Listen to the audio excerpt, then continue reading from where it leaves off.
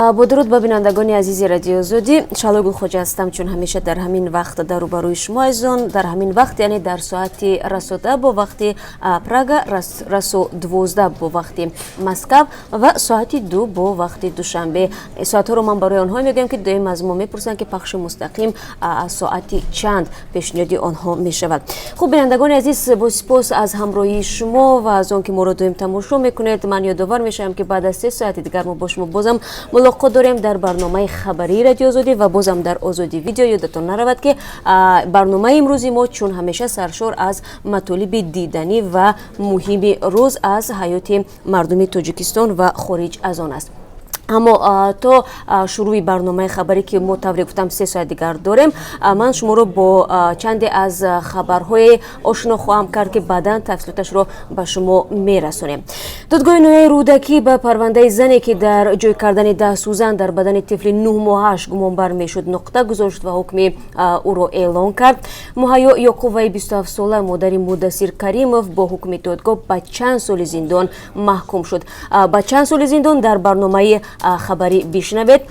من تنها همین را میگم که حکم دادگاه در نسبت این زن امروز صادر گردید و هنوز قوه قانونی نگرفته است و خویشاوندان او حق دارند دوام 10 روز از بالای این حکم به زینه‌های بالایی شکایت کنند.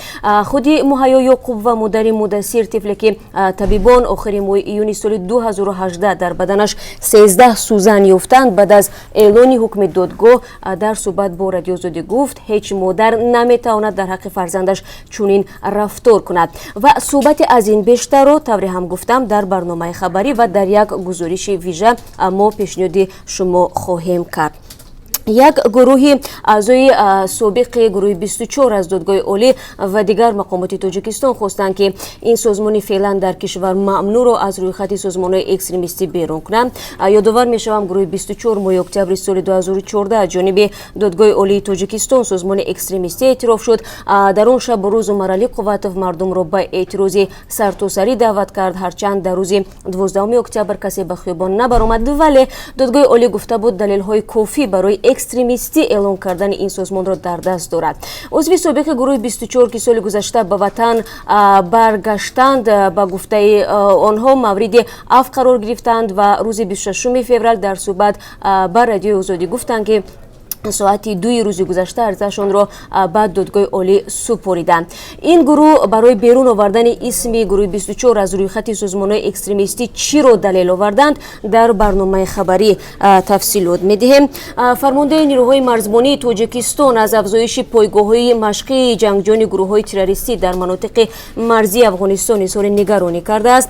رجب علی رحمان علی در حضور فرماندهان نیروهای مرزبانی افغانستان، ازبکستان، قرقیزستان، قزاقستان و روسیه تاکید کرده است که جنگجویان در 36 پایگاه تمرینی تروریستی در بدخشان، کندوز و تخار جمع آمدند و برای مرز جنوبی کشورهای اتحادیه دولت‌های مشترک خطرناک می‌باشند.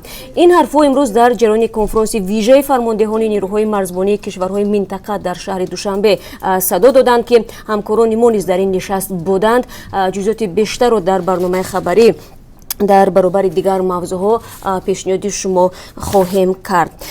روی پرخطر بالای رودخانه کوفرنیهان واسطه اصلی روی صدها ساکن یک دهه ناحیه حصار شده است. مسکنان دهه شیرخانی شکایت میکنند که بنابر نداشتن کپروک آدمگذر مجبور میشوند برای رسیدن به مکان لازمه از قایق استفاده برند. محض همین مشکل و از بیم غرق نشدن والدین مجبورند که فرزندانشان را پس از ختم صنف نهم از مکتب بگیرند. ساکنان دهه شیرخانی چندین دفعه به مقامات محلی و مرکزی جمهوری مراجعت کردند، اما تاکنون نتیجه نداده است.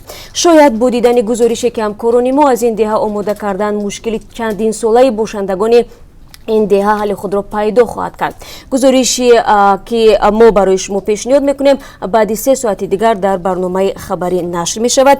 به خبر نمانید و در پول و پولهای زیاد فرسوده در معاملاتند که گاه موضوع بحث و جنجال فروشنده و خریدار می شوند. برای تاجران و راننده ها که برای مشتری در کلاب در رقابت شدید قرار می گیرند، گاه داشتن همین پولهای دریده و چرکین دولتی بزرگ است البته، اما با این هم آنها از مردم میخواهند که پول ملی را احترام کنند و آن را به این حالت بد نآورند. و طور پی بردید این یکی از موضوع دیگری ما است که дар барномаи хабарӣ мо барои шумо пешниҳод хоҳем кард. Ва ёдам наравад, бинандагони азиз, ман аз якояки шумо сипос мегӯям ки шумо пайваста ба мо аксу навор мефиристед аз ҷои ҳодиса ва дар бораи хабарҳои муҳим. Ва ҳамин субҳ мо чанд навору акс аз шумо дарёфт кардем ки аллакай дар озодӣ видео гузошта шудааст, аз ҷумла дар бораи як садамаи маргбор дар ноҳияи айнӣ ки як нафарро куштаву ва 6 тани дигарро маҷрӯҳ ба ҷо гузоштааст. Ва шумо метавонед ин наворро дар озодӣ видео ҳамин ҳоло тамошо кунед. Ва ҳамин гуна аз шикояти сокинони шаҳри Душанбе дар бораи он ки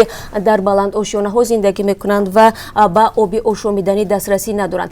Ва бори дигар ба шумо курбарони азиз ман таъкид мекунам ки рақами мо дар Viber ва WhatsApp шабона рӯзӣ фаъол аст 420 724 056 681 ва ман барои шумо ваъда медиҳам ки ҳар маводе ки аз шумо дастрас карда мешавад мо бо шумо ҳатман тамос мегирем ва ҷузъиётро аз шумо хоҳем пурсид. Ва бори дигар сипос барои ҳамкорӣ ва ман шуморо баъд аз 3 соат дар барномаи хабарӣ мунтазир мешавам. Фаромӯш накунед дар ҳамин ҷо, яъне дар Озодӣ видео канали мустақими радиои Озодӣ дар YouTube моро метавонед тамошо кунед. Ҳамин гуна барномаи хабарӣ ва дигар гузоришҳои радиои Озодӣ дар www.ozodi.org вебсайти расмии радиои Озодӣ дастраси шумо азизон аст. Ва ҳамин гуна дар шабакаҳои иҷтимоӣ низ моро пайдо кунед дар Facebook, Одноклассник, Twitter ва Instagram ки мо онҷо саҳифаҳои расмӣ дорем ва пайваста ҳамкорони мо бо хабарҳову гузоришҳои ҷолиб шумо азонро таъмин мекунанд.